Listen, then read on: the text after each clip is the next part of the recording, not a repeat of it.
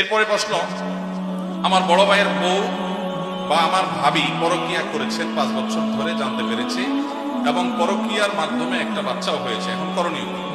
পরকীয়া এখন ঘরে ঘরে হয়েছে ভাই, জঘন্য ব্যাধিতে পরিণত হয়েছে। তো এইরকম যদি পরিস্থিতি হয়, ইসলামী শরিয়া দৃষ্টিকোণ থেকে এটা সবচেয়ে বড় জঘন্য অপরাধ হয়েছে। ইসলামী বিচার ব্যবস্থা থাকলে এর সবচেয়ে কঠিন শাস্তি হতো।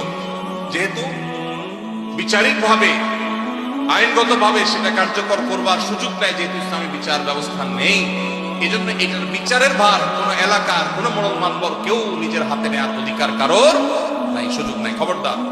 তবে এরকম পাপিষ্ঠ তার সাথে সংসার করার বিষয়ে যদি সে চরিত্রহীন এটা সাব্যস্ত হয়, যার চরিত্র সংশোধনের আশা না থাকে, তাহলে তাকে ডিভোর্স দিয়ে ভিন্ন কোনো চিন্তা তার স্বামী করতে হবে। আর যদি তিনি তার কৃতকর্মের জন্য অনুতপ্ত হয়ে আল্লাহর কাছে মাফ চান, যেহেতু ইসলামী বিচার ব্যবস্থা নাই, সেহেতু তার শাস্তি কার্যকর করবার উপায় নাই, কিন্তু তিনি তওবা করলে আল্লাহ তাআলা চাইলে মাফও করতে পারেন।